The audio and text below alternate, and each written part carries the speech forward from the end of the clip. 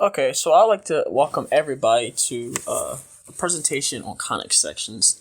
To begin, we're going to start with an outline of what we're going to be talking about, and we're going to be talking about establishing the very base concept that you need to know to understand conic sections. Then we're going to move into the concepts of a conic section and how to tie it all together with said base concepts. We're going to get into the description of the concept, which is really fun, by the way. Then we'll be working through an example so we can show you how it is that this conic section can be applied to a real world application. So to begin, we got to start with a basic understanding of conic sections, right? So we're in linear algebra. And so with that being said, we're kind of expanding on what we learned in Calc 1 to Calc 3, some diffie-q, and obviously everything in pre-calc. So to understand it, we have to understand vectors, vector spaces, conic rotations, the very basics of trigonometry like sine, tangent, cotangent, stuff like that, and angles. And then we have to understand how all that ties together to give a more complete picture of the concept being presented.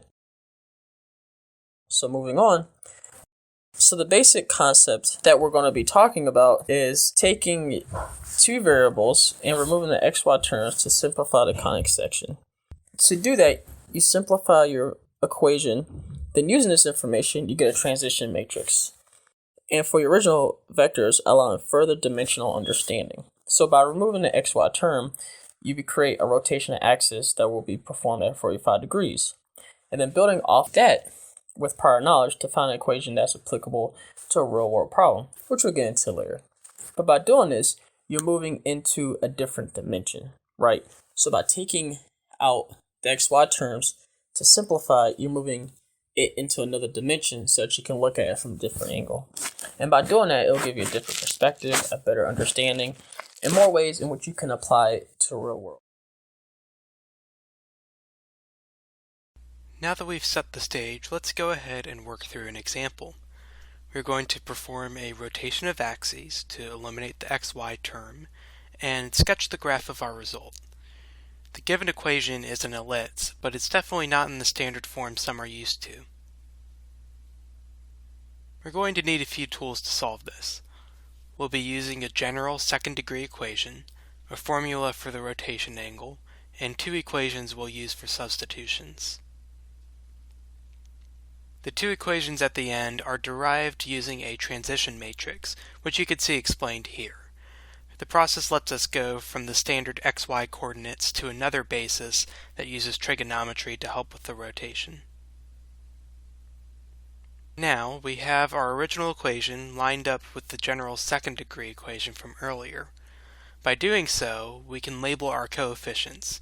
A equals 4, B equals 2, C equals 4, and F equals negative 15.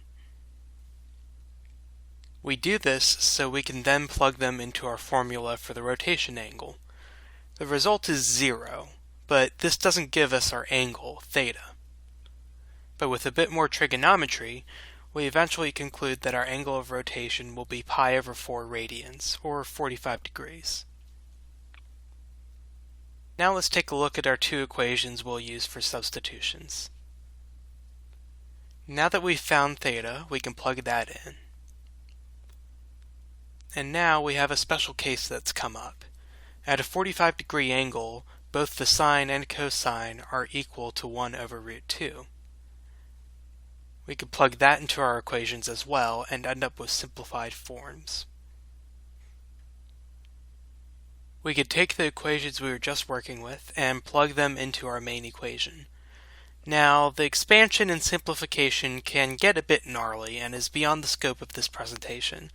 So we'll just go ahead and wave our magic wand, and we have our answer, which looks much more like a standard ellipse at first glance. Finally, we can compare our sketches and find that we have the same ellipse, just rotated by 45 degrees and represented by a significantly different equation. Right. Hello, welcome everyone to the applied uses of conic rotations with me, John Funk. First off, we're going to talk about classification of orbital anomalies, and a basic understanding of how to generalize the dimensions of space to make it much simpler. So start, you simplify the understanding the complexity of rotations of the orbital bodies and how they are tracked. You can break it down by using our knowledge of linear algebra. With our knowledge of conic rotations and a determining basis, you can limit the complexity of the math by removing the origin point of the objects, the vectors, making it the normal point of view, aka a normal ellipses, on a graph, with the view of the observer, allowing the interpretation of a typical ellipses.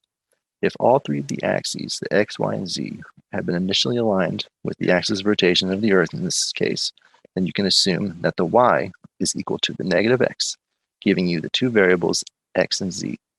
With this, you can determine your x and your z with the same equations that we were using earlier, giving you a linear equation to allow for classification of objects that you can use for different recordings. Next, I want to talk about the use for detection and defense matrices. These systems are designed for the CRAM defense system is based on a conic rotation for the barrel depending on the location of the detection and its defense matrix, aka the angle of attack. All of this is based on a simple understanding of vectors and matrices. These new age systems of defense have personally saved my life, and I'm glad that people got their math right on that day. Finally, we're going to talk about hyperbolic and parabolic mirrors. These type of mirrors are specifically designed for use in telescoping systems used for astronomy. Understanding the conic rotations of the lenses and how they reflect and reflect the light allowed for the development of the much larger telescopes that we now have today. Thank you, everyone, and I hope this helps you understand a little bit of linear algebra, and good luck.